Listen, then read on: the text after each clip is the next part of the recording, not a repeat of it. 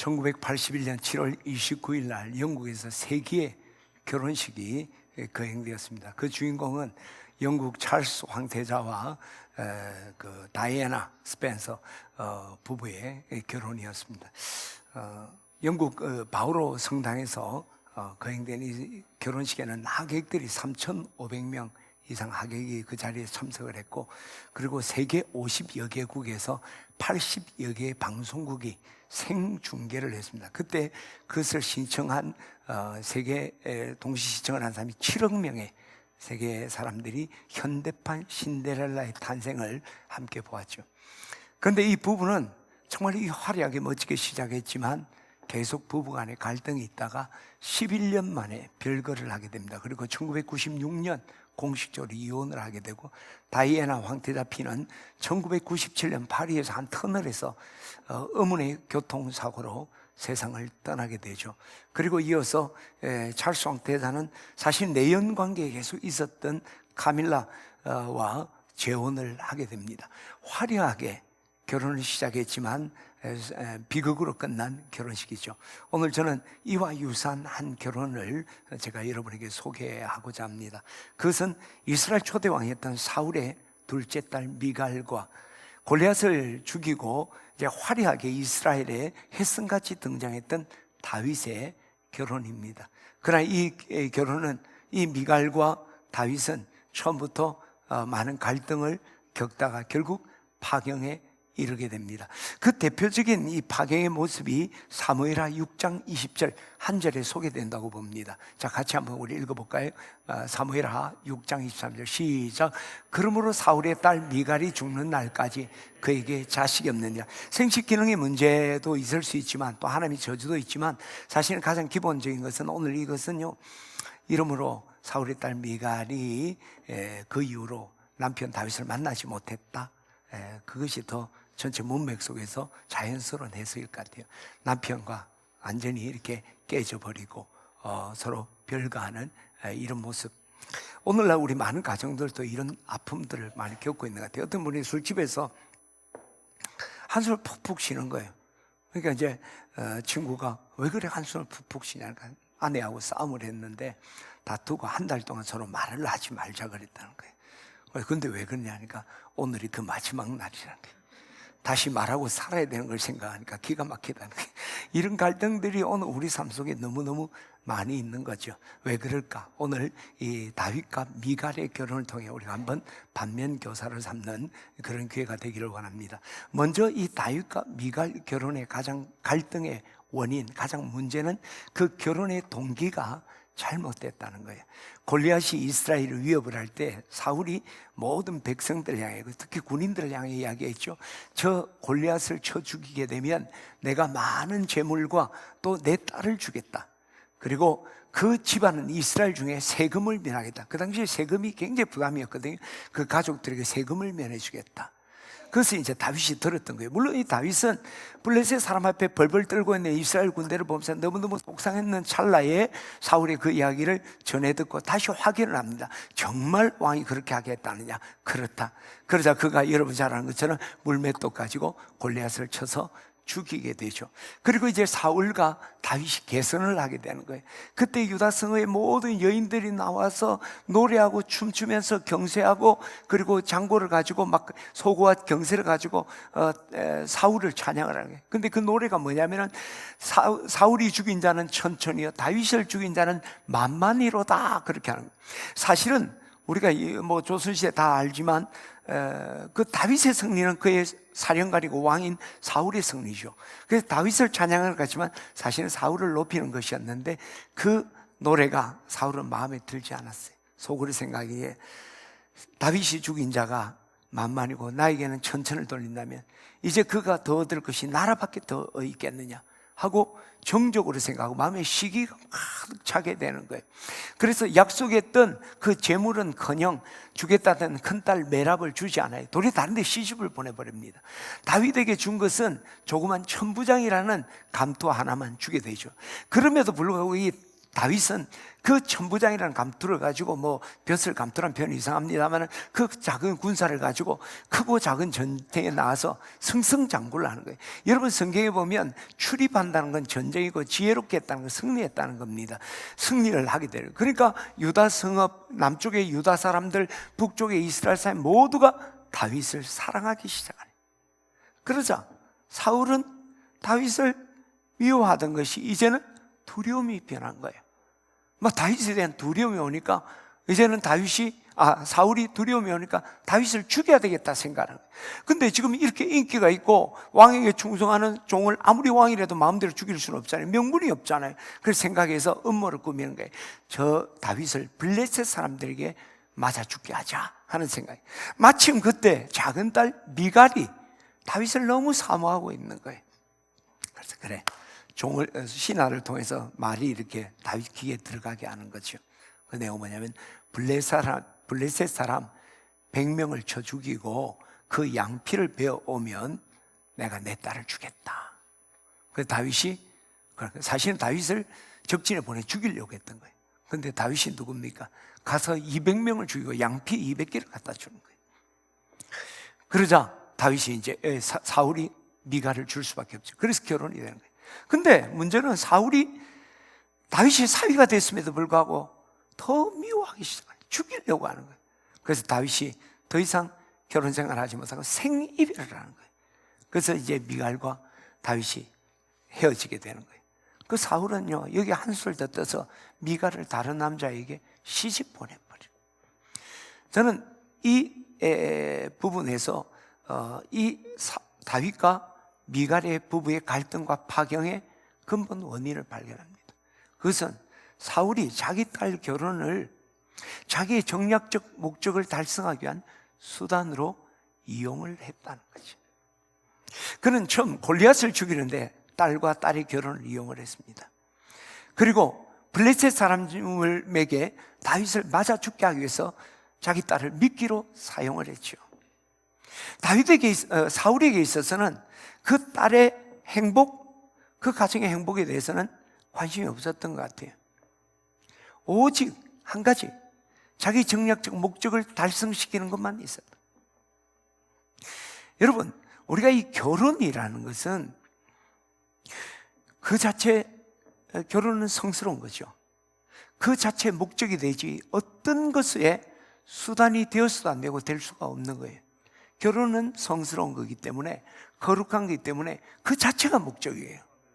어떤 것에 수단이 되어서도 안 되고 될 수도 없는 거예요. 그리고 부모가 자녀를 결혼시킬 때도 자기의 어떤 꿈, 욕망, 그 나쁘게 욕망은 아니라 하더라도 내가 못다이 이룬 그것을 자식을 통해 대리만족을 위해서 결혼을 시킨다면 그것은 분명히 잘못된 거예요. 여러분, 성경은 그 자식을요, 화살에 비유했습니다. 젊은 자의 자식은 장사의 수중에 있는 화살과 같다. 그렇게 내가 이제 시범을 딱 보이기 위해서 화살이. 그럼 부모는 활이겠죠. 화살은 관역을 향하여 정확하게 날아가서 꽂히는 것. 활은 정확하게 조준해서 날려보내는 것이 활이 해야 될 역할이죠.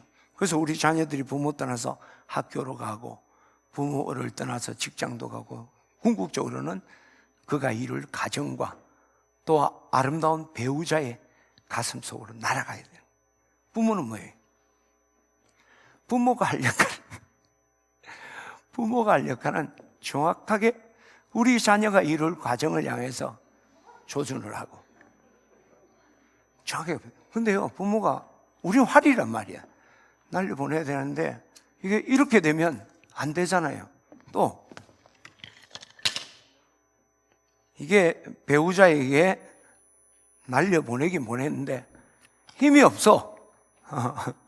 그러면 소용없잖아요. 우리가 해야 될 일은 관역을 정확하게 이제 잘 돼야 될 텐데 침을 좀 관역을 정확하게 조준해서 탁! 안 떨어져. 이거 안 떨어지게 해야 돼. 할렐루야. 박수 칠 일은 아니고 이게 부모는 부메랑을 던지는 게 아닙니다. 오늘날 우리의 실패가 뭐냐? 가정 불화, 뭐가 안 됐다.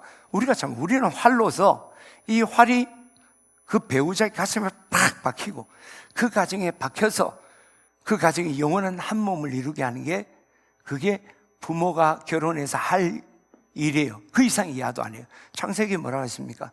남자가 부모를 떠나 아내와 합하여 둘이 한 몸을 이룰지라. 그러나 지금 이 사울은 그렇지 않았어요. 이 결혼이 자기를 위한 반대급부를 기대하는 결혼을 만들었단 말이에요. 자식을 망쳐놓은 거죠. 저는 오늘 부부주의를 통해 여러분 기억하세요. 자녀들 결혼, 지금도 이 가정을 갖고 있다면 우리 부모가 할 일은 그들이 어떻게 하는 건 지금옥이고 내가 할 일은 쏘아 보내는 겁니다. 정확하게 그들이 그 배우자의 가슴 속에, 그리고 그 가정을 향해서 힘있게 정확하게 조준해야 되죠. 그죠? 이게 배우자가 맞는지 정확히 조준해서 정확하게 힘껏 당겨서 보내고 손 터는 거예요. 할렐루야! 그런 도전이 있기를 바랍니다. 그런데 이 결혼에 사울의 정략적이고 이기적인 것만이 아니라 다윗도 철저하게 이 결혼에 이기적이고 정략적입니다. 여러분, 다윗을 좀 나쁘게 얘기하니까 조금 부담스럽죠. 만약 세종대왕 이순신 장군 나쁘게 이야기하면 우리 상당히 부담스럽잖아요. 그럼 오늘은 다윗이 그 약점을 좀 이야기를 할 수밖에 없어요. 다윗은요, 이 결혼을 하는데 사실은 메랍하고 결혼을 하려다가 미갈하고 했잖아요. 다윗에게는 전혀 관심이 없었습니다.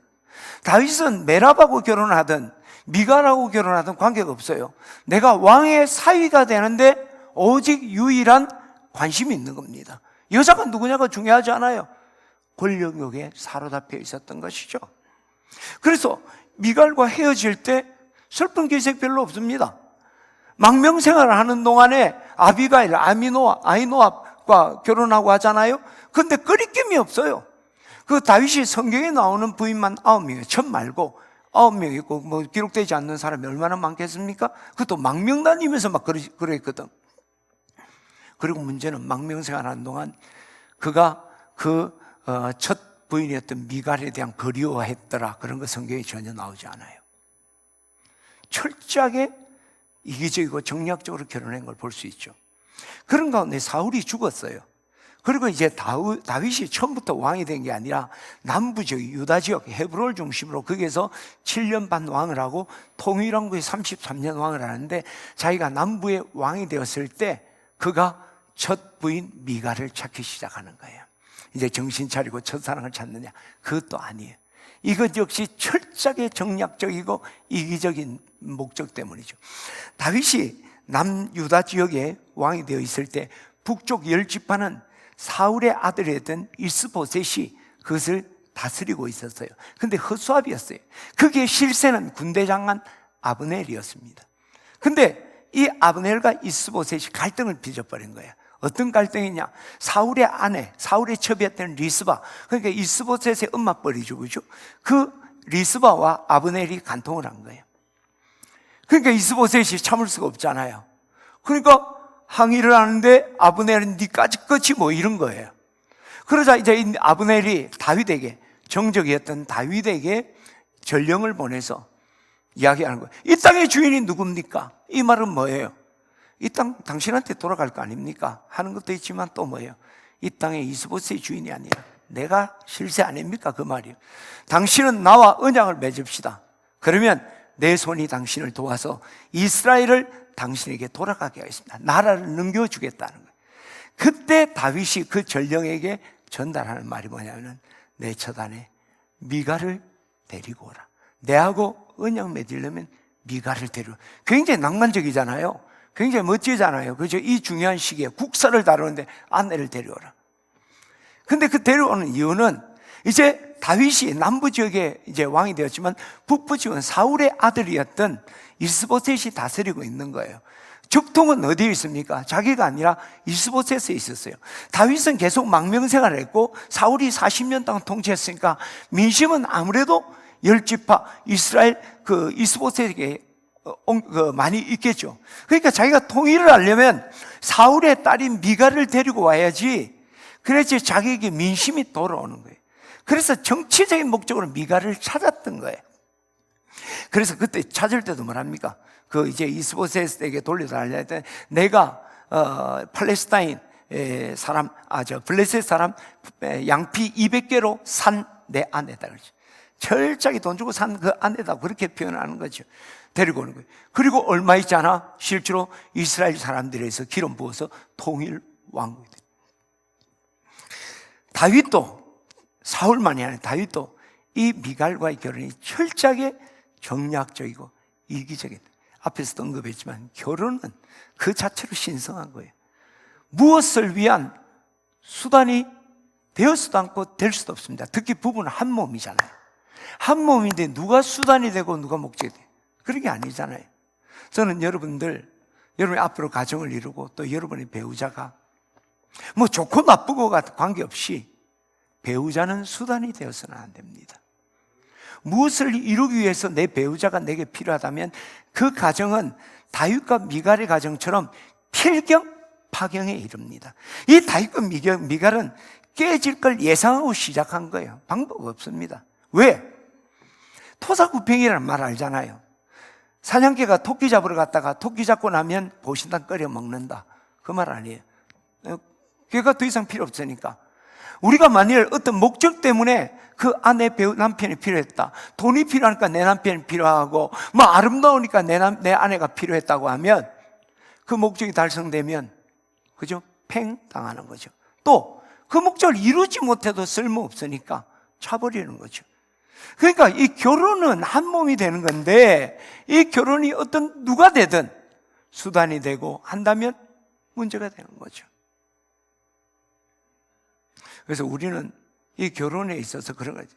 여러분들이 오늘 젊은이들도 우리가 결혼을 앞두고 있다면 여러분 뭔가 예쁘니까 잘났으니까 돈이 많으니까 뭐 똑똑하니까 여러분 우리 나이쯤 되면 지식의 평준화예요. 학교 많이 다니는 분보다 세상 일 많이 한 사람이 더 똑똑해요. 우리 나이쯤 되면 뭐 내 나이까지 안 돼도 돼요. 얼굴 외모에 중년 남자 치고 못생긴 사람 봤습니까? 중년 여자 치고 뭐 날씬한 여자 봤습니까? 병들려 그렇지 다 통실통실하고 막 괜찮아. 다 부자? 너 어제 보리밥 반 공기 한 공기 먹었어요. 뭐 부자도 아니지만 여러분 많이 먹습니까? 돈이 많을수록 더 안 먹어요. 우리가 쓰면 얼마나 쓰는 그거 별 의미가 없는 거예요. 그러면 예뻐서 내 아내를 삼았는데 어느 날 얼굴이 주는 거하고 하니까 보기가 상당히 부담스러워지겠죠. 그런 거 아니에요. 그건 아니죠. 우리 부부관계는 그게 아니란 말이에요. 그러면 결혼의 동기는 뭡니까? 단 한 가지입니다. 왜 결혼하셨습니까? 왜 결혼하십니까? 사랑하니까. 여러분 나를 이상한 눈으로 보죠. 이 바보야 그거 말고 아니에요. 여러분 결혼의 목적은 단 한 가지입니다. 사랑하니까. 저도 이제 우리 아들 이제 결혼을 시키는데 내가 다른 거 묻지 않았어요. 묻지도 않다니까. 집안이 어떠냐 뭐 아무것도 묻지 않아요. 단 한 가지. 단 두 가지죠. 정말 사랑하냐? 그리고 이 결혼이 하나님의 뜻이라고 생각하느냐? 사랑하는데 하나님의 뜻이라는 확신이 없으면 우리가 확신이 있을 때까지 기도하자. 몇 달 동안 파트너 기도하고 확신이 오고 사랑이 있고 확신이 오면 내한테 말해라. 묻고 따지지 않고 오케이. 그렇잖아요. 결혼은. 근데 어떤 분은 그렇게 해요. 하나님의 뜻인데 사랑 안 한다. 그런 거 없습니다. 하나님은 사랑하지 않는 사람과 결혼하기를 원치 않습니다.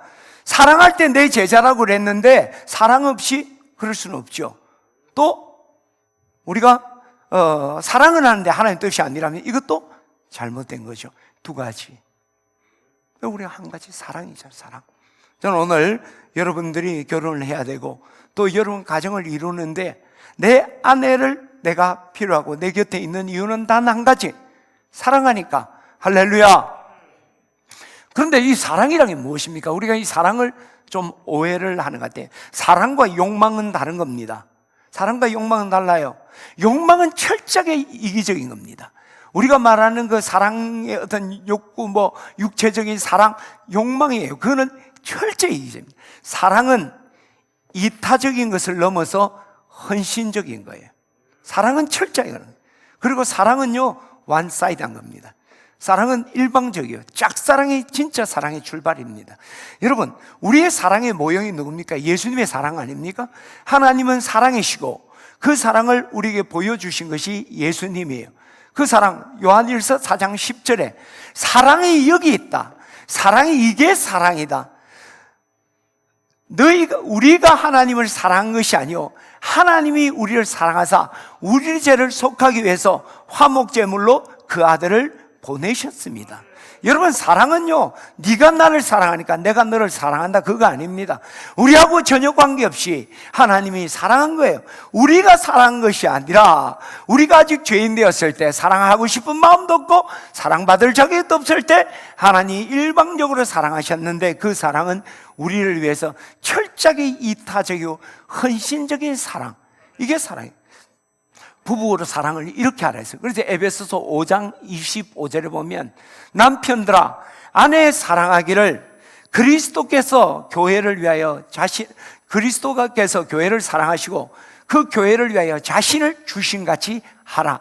예수님이 교회를 위해서 일방적으로 헌신적으로 사랑한 것처럼 너도 너의 배우자에게 일방적으로 이타적으로 헌신적으로 사랑하라. 근데 여기서 끝나는 게 아니에요. 이 진정한 하나님의 사랑은요, 그렇게 헌신하고 사랑하고 섬기는데 그 헌신이 그렇게 기분이 좋다는 거예요. 기쁘다는 거예요. 눈물 질질 짜면서 헌신하는 게 아니에요. 너무너무 좋은 거야. 사랑에 그냥 폭 빠져버린 것처럼 그렇게 돼버린 거죠. 여러분, 성경에 로미오 줄리엣과 같은 러브 스토리가 어떤 분입니까? 성경에 여러 배우자 나오잖아요. 최고의 러브 스토리, 야곱과 라헬. 야곱이 왜 요셉을 그렇게 좋아했습니까? 라헬의 소생이거든요. 그래서 그 라헬을 얻고 싶어서 하니까 삼촌이 7년간 봉사를 해라. 그래, 처음에 큰딸을 주잖아요. 그 또 7년 하잖아요. 근데 성경 보면 창세기 29장 20절에 보게 되면 7년간 일을 하는데 7년이 수일처럼, 며칠처럼 싹 지나갔다. 한번 봅시다. 창세기 29장 20절 시작. 야곱이 라헬을 위하여 7년 동안을 라반을 섬겼으나 그를 사랑하는 까닭에 7년을 며칠같이 보냈다니. 이게 진짜 사랑이에요. 이 사랑이라는 것은 헌신적일 뿐만 아니라 그 헌신이 너무너무 좋은 거예요. 1973년 6월 30일 우리나라 월미 306호 원양어선이에요. 과테말라 지역을 이 망망대를 항해를 하다가 선장이 주황색의 한 물체를 발견한 거예요. 뭔가 깜짝 놀라. 혹시나 암초가 아니니까 뭐 여러 가지 생각했죠. 자세히 보니까 그게 조그만 구명보트에 두 사람, 모리스 베일리와 메랄린 베일리 부부가 거기에 있었습니다. 아사 직전이었어요. 구출을 해냈죠. 그들은 결혼 10주년 기념으로 요트 여행을 가다가 풍랑을 맞아서 그 구명보트를 통해서 이제 버텼는데 117일을 구명보트를 타면서 거북이 피를 먹고 빗물을 마시고 물고기 잡아먹으면서, 물고기 제대로 잡았겠습니까? 그걸 연맹 구조해 보니까 온몸이 피병이 났고 다리가 마비돼 걷지도 앉지도 못하는 거예요. 그리고 궁둥이에 살이 하나도 없어서 앉지를 못하는, 그냥 뭐 이렇게 바닥에 앉지를 못하는 그런 상태였어요. 아사 직전이었어요. 근데 그보다 더 놀라운 일이 있었어요. 그 구명보트 안에 통조림 4개와 식수, 생수 11리터가 나와요. 11리터가 보통 작은 거 아니잖아요.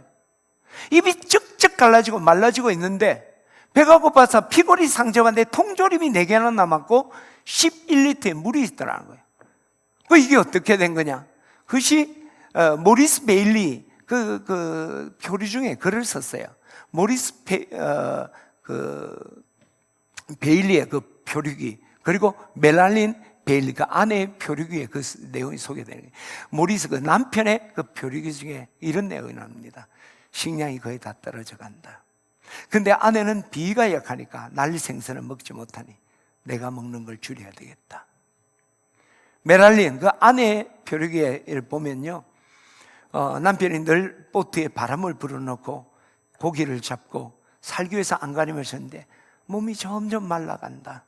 이 통조림은 남편을 위해 남겨둬야 되겠다. 철저하게 상대방을 위해서 배려하고 섬기는데, 그러나 거기에서 내가 왜 그래야 되냐, 아니야. 기쁨이 있고 정말 그것을 위해서 하고 싶은, 이게 진정한 사랑이잖아요. 부부가 이 사랑이 있어야 되죠. 그 사랑이 117일간 정말 거북이 피를 먹으면서도 그들이 그 표류하면서 생존할 수 있었고, 그들에게 희망을 줄 수가 있었던 거예요. 저는 오늘 우리가 정말 사랑이라면 자녀들에게 이 사랑 가르쳐야 되고, 이게 부부만이 아니라 이게 사랑이라는 거예요. 이 사랑을 우리 부부간에도 나눠야 돼요. 여러분, 미국의 위대한 대통령이면 에브라함 링컨도 이야기하고 조지 워싱턴도 이야기하지만은 최근에는 미국을 위대하게 재건했던 로널드 레이건 대통령을 많이 손에 꼽죠. 로널드 레이건 대통령이 그렇게 위대한 대통령이 되는 데는 그 뒤에 낸시 레이건이 있었죠. 낸시 레이건이 이런 이야기를 합니다. 사랑이라는 건 50대 50이 아니라 80대 20이다. 사랑은 주는 것만큼 받는 것이 아니라 최소한 4배를 주어야 된다. 사랑은 완사이드한 것이고, 그래서 헌신적이 희생적이지 그냥 바꿔먹고 기브앤테이크가 아니다. 그렇게 알랭 바디우라는 분은요, 그 유럽 통합대학교의 교수죠. 철학자입니다. 그런 이야기를 해요. 여러분, 사랑의 가장 적이 누굴까요? 경쟁자? 아니다는 거예요. 사랑의 최대 적은 경쟁자가 아니라 너의 이기주의다. 그렇게. 그러니까 사랑과 이기주의는 반대말이에요. 그러니까 오늘 우리가 진정한 사랑을 하려고 하면 우리 그런 사랑. 여러분은 어떤 사랑을 하십니까? 여러분 어떤 사랑을 하십니까? 내 배우자를 보니까 아름답고 자꾸 주고 싶은 거야. 헌신하고 싶은 거야. 근데 그게 좋아. 내 거 다 틀어주면 막 기분이 좋아. 그럼 여러분 배우자 사랑하는 겁니다. 만약 그렇지 않다면 우리 사랑에 문제가 있는 거예요. 이거 부부간의 사랑으로 성경이 말하는 그 사랑을 우리가 하지 못하고 있는 거예요. 옛날에 제자 훈련할 때 한 20년 가까이 되었습니다. 우리 젊은 분들 제자 훈련하는데 남편 세족해주자. 부인들, 자매들 반이었는데 세족해주자. 그러니까 요즘은 워낙 사람들 또 하니까 그런데 어떻게 한 자매가 그랬어. 나는 남편 매일 자주 이렇게 세족을 해준다는 거예요. 그러니까 이쪽에 이제 좀 젊은 분들, 네가 뭐 노예가 뭐 때문에 해주는데? 내가 지금 생생히 기억해. 그러니까 여기 그 집사님이 그때 최모 집사예요. 나는 우리 남편을 사랑하고 그렇게 하는 게 너무 좋다는 거예요. 내가 비굴해서, 내가 힘이 없어서 남편한테 아양을 뜨는 게 아니라 나는 남편의 발을 씻어주는 게 너무 행복하다는 거예요. 할렐루야. 아멘 안 한다. 할렐루야. 집에서 남편을 위해서, 요즘은 남편이 아니라 남편이 안 하는 소파에 있고 요리를 열심히 준비하는 거예요. 힘써서 퇴근해서 막 열심히 하고 설거지를 하면서. 근데 기분이 좋은 거야. 아내가 소파에 쉬는 걸 보면서, 침대에서 자는 걸 보면서 너무 좋은 거야. 근데 하다가 에이씨 이거 뭐야 하고. 그러다 말이에요. 사랑은 그게 아니라는 거예요. 사랑은. 네. 어떤 분이 술집에서 술을 먹으면서 자꾸 속에서 뭘 꺼내보는 거예요. 왜 꺼내보냐면 아내 사진을. 야, 당신은 술 먹으면서도 아내 사진을 이렇게 보면 대단하다. 그게 아니고 내가 술 취했는지 아닌지 아내의 사진을 보고 예쁘게 보이면 술이 취한 거야. 그럼 그만 먹겠다고. 아직까지 그렇구나. 술 취해서 아름답게 보이는 게 아니라 사랑에 취해야 돼요. 할렐루야. 그 미친다. 옛날에는 뭐 마누라 욕, 뭐 칭찬하면 반푼이, 자식 욕하면 8푼이 뭐 그런 이야기 하잖아요. 틀린 이야기.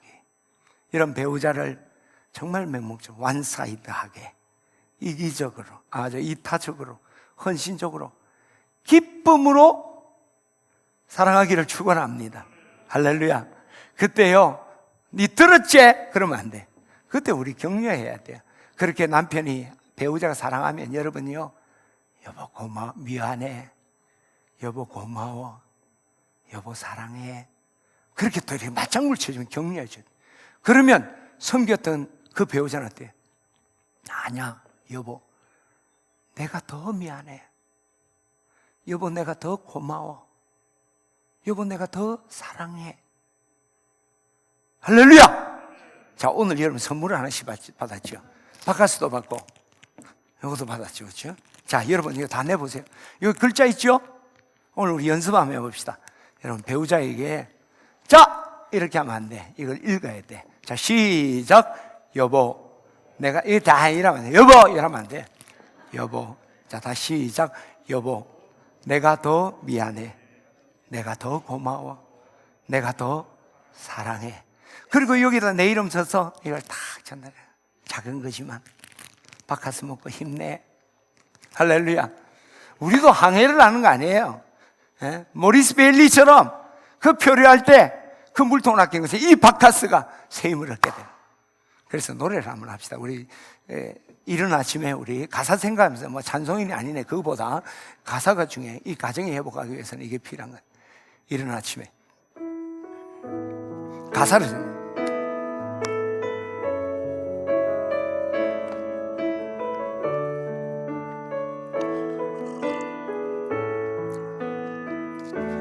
이른 아침에 잠에서 깨어 너를 바라볼 수 있다면 물 안개 피는 강가에 서서 작은 미소로 너를 부르리. 하루를 살아도 행복할 수 있다면 나는 그 길을 택하고 싶다. 세상이 우리를 힘들게 하여도 우리 둘은 변하지 않아. 너를 사랑하기에 저 하늘 끝에 마지막 남은 진실 하나로 오래 두어도 진정 변하지 않는 사랑으로 남게 해주오. 나이가 들수록 낭만적이어야 됩니다. 이 사랑이 있어야 돼요. 어떤 분이 주일 예배를 드리고 이제 집에 가서 여보, 내가 노래 부르게. 자, 노래했어요. 이른 아침에 이제 아내가 이제 남편에게 불러드린 거예요. 그래서 남편이 갑자기 듣다가 베란다로 나가요. 여보, 왜 베란다로 나가? 동네 사람에게 내가 팽간이라고 보여줘야 돼. 돼지 맵다는 소리를 한 거죠. 그러면 안 돼요. 서로 격려해 주면서 서로 사랑으로 하나 되는 우리 교우들 되시기를 주의 이름으로 축원합니다. 이 두 번째 이 갈등의 문제는 서로 사모하는 것이 달랐다는 거예요. 이제 세월이 많이 지났습니다. 다윗이 왕권을 이제 강화하고 통일 왕국을 이루었습니다. 그래서 이제 수도를 다윗성 예루살렘으로 옮긴 거예요. 그리고 이제 그 블레셋의 공격도 다 막아내고 거기다가 이제 왕궁도 잘 지었어요. 근데 이 다윗은 하나님을 향하여 특심이 있는 사람이잖아요. 이 하나님의 언약궤가 그 엘리 제사장 때 블레셋에 빼앗겼다가 돌아와서 기랏 예아림 아비나답 집에 20년간 그대로 있었던 거예요. 돌아오고도 사울 때는 관심을 안 가져요. 다윗이 마음이 너무 안 좋은 거야. 이것을 예루살렘으로 가지고 올라와야 되겠다 결단한 거예요. 근데 첫 번째 실패를 해요. 왜냐하면 하나님의 언약궤는 레위 지파의 고앗 후손들이 어깨에 메고 옮겨야 되는데 수레에 실은 거예요. 그 수레에 싣고 가다 보니까 나곤의 타작마당에서 이 수레가 이제 소가 막 뛰게 되는 거예요. 그러니까 수레가 막 그 언약궤가 떨어지려 하잖아요. 그때 이 언약궤를 가지고 갔던 웃사가 민수기에 보게 되면 언약궤는 직접 사람이 손을 대면 즉사하는 거예요. 근데 자기도 모르게 엉겁결에 그 언약궤를 탁 붙잡았어요. 그 자리에서 죽어버렸어요. 그러니까 다윗이 또 겁이 난 거예요. 막 코로나가 막 예루살렘에 들어오는 것처럼 안 되겠다. 그래서 오벳 에돔의 집에 머물게 한 거예요. 근데 오벳에돔 집에 3개월을 머무는데 하나님이 그 집에 막 복을 억수같이 준 거예요. 할렐루야. 여러분, 이거 복입니다. 요즘은 교회들이 번들하니까 옛날에는 그 가정, 우리 집사님들 집이나 그곳에서 하나님께 예배하고 그랬잖아요. 그 후손들 다 축복이 되는 거예요. 할렐루야. 자, 그렇게 복을 내니까 다윗은 또 이 영적인 축복에 대한 욕심이 있으니까 다시 예루살렘으로 가져와야 되겠다. 그래서 이번에는 레위인을 구별하고 몸을 성결하게 하고 다 그 고아도 후손들에게 언약궤를 메고 가게 하는 거예요. 근데 그냥 메고 가는 게 아니라 6발 잡고 딱 간 후에 거기다 소와 살찐 송아지를 잡고 하나님께 제사를 드린 거예요. 그리고 그것이 너무 다윗은 기뻤어요. 그래서 춤을 덩실덩실 춘 거예요. 백성들도 다 좋아했어요. 근데 한 사람 안 좋아하는 사람이 있었어요.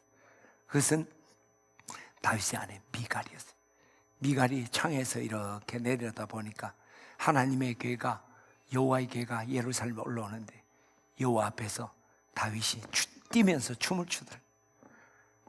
그 성경에 보니까 속으로 심중에 이르기를 업신여기다. 이 업신여기다. 멸시한다, 경멸한다, 저주한다는 아주 강한 표현이에요. 에이, 뭐 아주 나쁜. 자, 우리 성경 한번 읽고 갑시다.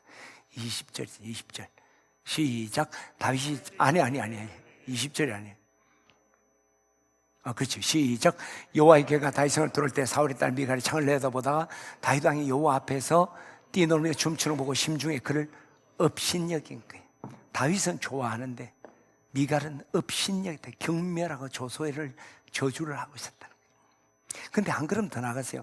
자, 이제 언약궤가 이제 예루살렘에 올라오니까 다윗이 성막을 이렇게 지어서 거기에다 언약궤를 이제 안치를 하는 거예요. 그리고 너무 좋으니까 이스라엘 백성을 축복하고 그리고 하사품을 내린 거예요. 떡 한 개씩, 고기 한 조각, 건포도 한 덩이씩을 다 줬어요.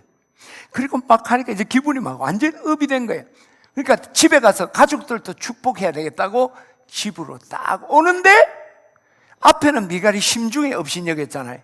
이제는 막 면상에 대놓고 막 그냥 퍼부어버린 거예요. 그게 20절이에요. 한번 읽어봅시다. 20절 시작. 다윗이 자기의 가족에게 축복하러 돌아오매 사울의 딸이 미갈이 나와서 다윗을 맞으며 이르되 이스라엘 왕이 오늘 여기 어떻게 영하러 오신지 방탕한 자가 염치 없이 자기 몸을 드러내는 것처럼 오늘 그의 신복의 계집종 눈앞에 몸을 드러내셨도다. 잘한다, 잘해. 방탕한 자처럼, 껄렁패처럼, 한량처럼 그게 뭐 하는 짓이오? 그러니까 다윗이 여기에 대해서요 22절 또 한번 읽어보세요. 다윗이, 자, 시작. 내가 이보다 더 낮아져서 스스로 천하게 보일지라도 내가 말한 반 계집종에는 내가 높임을 받으라. 내가 이보다 더 천하게 천방지축으로 날뛸지라도 망한 사울의 딸 너보다는 나아. 이제 끝이야. 뭐야? 뭐 그래. 여러분, 이게 다윗과 미갈의 결정적인 파경을 일으킵니다. 그래서 23절이 나오는 거예요. 23절 보세요. 시작. 그러므로 사울의 딸이 미갈이 죽는 날까지 그에게 자식이 없느니라. 하나님이 저주받았다는 의미도 있지만 이거 좀 여러분 이 문맥 속에 쉽게 이야기하면 사울의 딸 미갈이 그 이후로 다윗의 얼굴을 보지 못했더라. 끝나버려요. 그 이후에 미갈 이야기 안 나옵니다. 그 알렉산더 화이트라는 분이 그런 이야기를 해요. 다윗에게 선한 것이 미갈에게 악한 것이 되었고 다윗에게 꿀처럼 단 것이 미갈에게 쓸개 접을 짠 것처럼 쓴 것이 되었다. 그렇게 표현해요.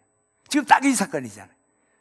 성전에서 언약궤가 올라가는 것이 다윗에게는 그렇게 좋고 단 것이었는데 미갈에게는 그렇게 쓰라리 쓴 것처럼 악한 것처럼 보였다는, 독처럼 보였다. 왜 그럴까? 여러분, 오늘 실제적으로 우리가 한번 생각해 봅시다. 자, 다윗은 뭐 잘한 것 같고 미갈이 이렇게 다윗의 행위에 대해서 막 열받았던 이유가 뭘까? 가장 기본적인 건요, 미갈이 다윗에게 사랑을 받지 못하기 때문에. 남편은 아내는 남편의 거울이라 그러잖아요. 그죠? 사랑받는 애들이 성장하면 사랑을 많이 한다 하지 않아요. 근데 진짜 중요한 거는 배우자에게 사랑을 많이 받는 사람이 삶이 여유가 있어. 얼굴을 보면, 옆에 얼굴을, 우리 배우자 있는 사람들 얼굴 한번 보세요. 불편하면 내가 먼저, 그죠? 내가 우리 아내를 들풀처럼 했는지, 아니면 화초의 아름다운, 그렇죠? 사랑받지 못하니까 무슨 일인데도 다 싫을 거 아니에요. 여러분, 사랑받는 아내는 남편이 술주정에도 그 귀엽게 보이는 거예요. 사랑합시다. 할렐루야. 특히 우리 형제님들 아내 많이 사랑합시다. 니나 잘해라 그러지 말고 다 할렐루야. 자, 진짜 중요한 이유, 왜 미갈이 이렇게 다윗이 춤추는 것을 업신여기고 방탕한 자 같다고 했을까? 이 두 사람은요, 서로가 사모하는 게 달랐어요. 다윗은요, 이스라엘의 진정한 주권자인 하나님의 통치와 그 영광, 그리고 그분이 주신 은혜와 주실 은혜를 사모했어요, 늘. 그러니까 이 예루살렘에 언약궤가 들어온다는 것은 하나님의 임재의 상징 아닙니까? 하나님의 영광 아니에요? 하나님이 이 땅을 축복하리라는 거예요. 그것 생각하니까 너무 좋은 거예요. 그러니까 막 춤을 추는 거죠. 춤을 추는 거예요. 그래서 오늘 이 성경 앞에도 보면 16절에 보면 다윗이 춤출 때 배 에봇이 보였다 그러잖아요. 그 제사장들이 입는 건데 그것은 제사장이 입는 옷이 아니고 다윗이 평민들이 입는 옷을 입고 있었다는 거예요. 왕이 아니라 우리 주권자이신 그분의 임재인 언약궤 앞에서 그저 종으로서 그분의 영광을 바라보는 다윗의 모습. 근데 미갈은요, 그렇지 않아요. 미갈이 사모하는 것은 왕의 권력이에요. 권위예요. 특별히 오늘 성경도 보면 미갈이 왕국의 창으로 내려다 봤다 그러잖아요. 그 권력의 창으로 그 남편을 바라보니까 참 칠칠 맞다. 체면 좀 차리고 권위를 가져야 되는데 우리 아버지 하는 거 못 봤나? 그치? 이거는 그래, 출신 성분이 그렇구나. 그렇게. 왜냐하면 권력을 탐했고 그 권위를 소중한 사람에게는 그것이 그렇게 하찮게 보인 거예요. 오늘 여기서 우리가 깨달을 중요한 첫 번째는요, 여러분, 부부가 한 곳을 바라보고 사모해야 된다는 겁니다. 여러분, 우리가 사랑은 않는 거라서 진실가 봐봐. 여러분, 오늘 내 이야기 잘 때는 내가 생각을 많이 한 거예요. 그냥 막 어디서 주드는 거 아니에요. 사랑은 그냥 이렇게 그래 이거 아니에요. 애들요, 딱 이렇게 끌어놨잖아. 처음에는 애 나이가 들면 어때요? 주리를 틉니다. 안 하려고 그래. 우리 사랑은 그냥 끌어안는다는데 보호하는 거 아닙니다. 진짜 사랑은 서로 보고 정확히 알고 이해하고 섬기는 거예요.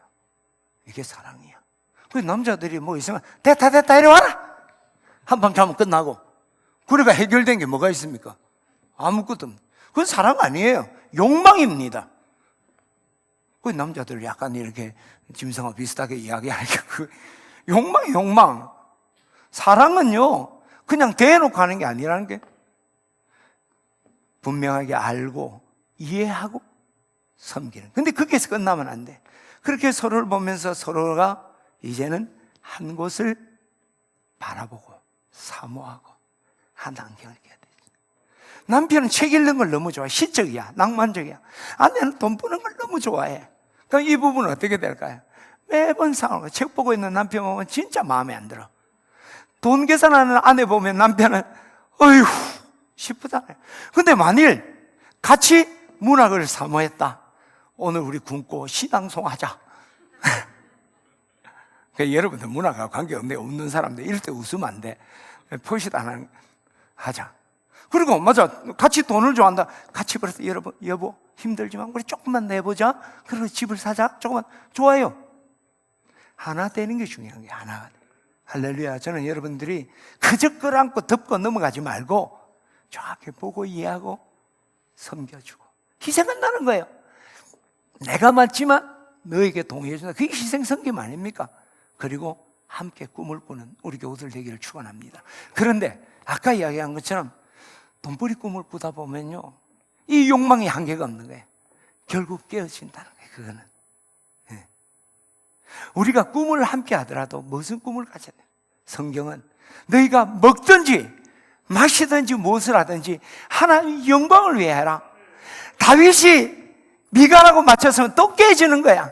그게 아니라 미갈이 다윗처럼 하나님의 영광과 그분의 은혜를 사모하면 성령 안에 하나 되어지고 착하고 충성된 종 되고 하나님의 은혜를 마음껏 누리게 되는 것이죠.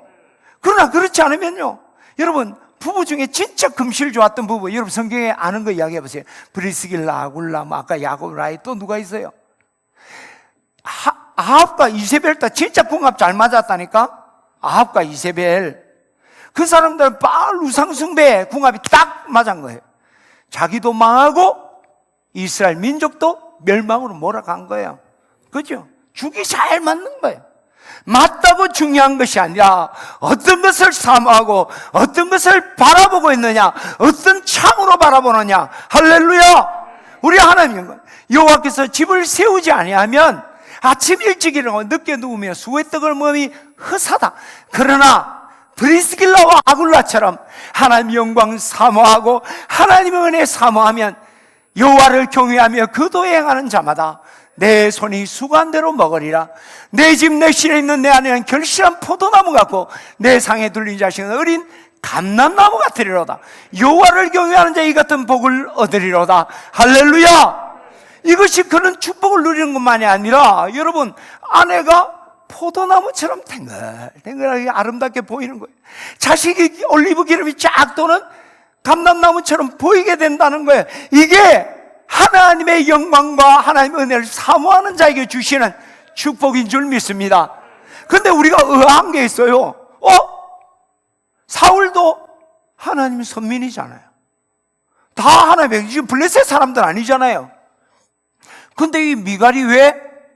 이거 세속적인 것 때문에 하나님 앞에 이 얼마나 좋은 거예요. 어저께 우리 성전 보호하는 거예요.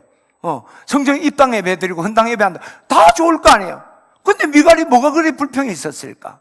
오늘 성경은요, 미갈을 소개할 때 항상 사울의 딸 미갈 이렇게 소개했어요. 사울이 누굽니까? 사울이 처음 왕으로 뽑힐 때는요, 막 예언을 하고 하나님이 신에 감동된 사람이잖아요. 그러나 나중에 하나님의 영은 죽고 악신에 들렸어요. 그래서 다윗 죽이려고 온만 짓을 했잖아요. 사울의 딸 미갈, 영이 죽어있는 그 사울의 딸. 세속의 육신의 정욕, 안목의 자랑, 이생의 자랑에, 안목의 정욕, 이생의 자랑에 사무쳐 있던 미갈. 여러분, 오늘 우리가 함께 그리스도인이에요. 부부예요. 다 집사예요. 장로고 권사예요. 목사고 사모예요. 자, 여러분, 목사 집안에요 싸우면, 우리 집은 안 그렇습니다. 내가 이야기하면 자꾸 우리 집에서 있는 이야기를 하는데 우리 집 사람 착하고 나도 착한 사람이에요. 자, 여러분, 목사 집안에 싸운다. 세상적인 것과 싸울까요? 영적 싸움일까요? 영적으로 싸움 많이 합니다. 당신은 목사가 왜 이렇게 기도를 안 해요? 그것과 싸웁니다. 이것이 내가 장로인데 이것이, 당신은 왜 예배 시간마다 치가그래요? 주로 그것과 싸워요. 양심에 손을 얹고 한번 보세요. 같은 장로 권사고 집사인데 왜 그럴까요? 영적 레벨이 맞지 않고 영적으로 잠들어. 내가 집사고 장로고 목사인데 내가 사울의 딸 미갈이 된 거야. 하나님의 영은 떠나고 내 안에 육신의 정욕, 안목의 정욕, 이생의 자랑으로만 가득 차 있는 미갈의 영이 나를 주장하는 거예요. 그러니까 이게 맞을 수가 없지. 그리고 영이 좀 깨어있다, 레벨이 다르면요, 이게 격이 잘 안 맞는 거야. 나는 새벽 기도까지 하고 싶은데 교회 그렇게 자주 가는 거 아니다. 네가 광신이 아니야. 코로나에 줄라면 그냥 가면 된다. 이것 때문에 또 싸우는 거야. 성경 좀 읽으라면 됐다. 교회에서 성경 읽으면 되는데 뭐 니만 집사가 TV 틀어라. 그러다가 싸우는 거 아니에요. 거룩한 가정들이에요. 영적 레벨이 안 되는 거예요. 그럼 하향평조 아니에요. 업그레이드해서 맞추는 거예요. 이 가정은 이 영적 레벨을 맞추지 못하고 잠자는 그 아내를 그냥 버렸던 거예요. 다윗이 나쁜 거예요. 잘못한 거예요. 다윗이 그 아내를 깨웠어야 돼요. 여보, 무슨 소리 하냐? 하나님의 언약궤가 예루살렘에 들어오지 않느냐? 내가, 이 미천한 내가, 당신과 내가 비록 정략 결혼이지만 이제 또 그나마 같이 사는 게 하나님의 은혜 아니냐? 그러면 안 된다. 할렐루야. 그때 눈이 깨어질 거 아니에요. 완전 불신자도 아니잖아요. 저는 오늘 이번 부부주의를 통해 우리가 영적으로 서로 깨워야 돼요. 그리고 영적으로 서로 업그레이드 시켜야 돼요. 하향평준 나가냐? 한 번 더 갑시다. 한 번 더 기도합시다. 해봅시다. 여보 함께 합시다. 죽어도 교회에서 그저 내가 천국에서 같이 가야 되는데 우리 같이 보지만 예배 때마다 같이 가고 죽을 때도 손잡고 죽읍시다. 할렐루야! 이번 우리 부부 주일에 우리 교우들 가정에 이런 은혜가 있기를 원합니다. 그를 위해서 내가 한 가지만 다 부탁을 할게요. 여러분 부부 오늘도 집에 가서 들었지? 그러지 말고 코로나 때문에 싸움을 그렇게 많이 한대.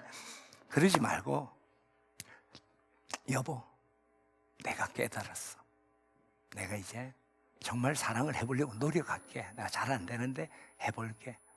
나도 그렇게 할게. 너 그래 할 거야? 아니야. 해볼게. 그리고 우리 하나님 정말 원하는 게 뭘까? 우리 가정 초점을 우리가 할까? 우리 가운이 적은데 우리 저기에 우리 마음을 합하자. 나눠야 돼. 그리고 날샘을 가지고 매일 큐티 나눠보세요. 영이 살아나고 영이 하나 되어지고 그럼 끝나는 거예요. 그것이 바로 여러분 어디 갔노? 내 화살 쏘아보는데 여러분 잘 보세요. 힘있게 쏘아보는데 중요한 건요 이 휘줄이 이게 튼튼해야 돼요. 잘못 끊어지면 우리 부부가 이렇게 튼튼하면요 멀리 배우자 가슴에 탁 쏘아내. 죽어도 하나 되는 거예요. 효도하는 건 둘이 잘 사는 거예요. 나도 이제 나이 들으니까 이 말 해도 돼. 그렇잖아요. 여러분 한번 부부싸움 하는 거 보세요. 그러면요 효도 안 하면 뭐 할 거예요? 저것들이 잘 살아야지. 이것을 든든하게 하는 우리 교우들 되시기를 주의 이름으로 축원합니다. 기도하겠습니다.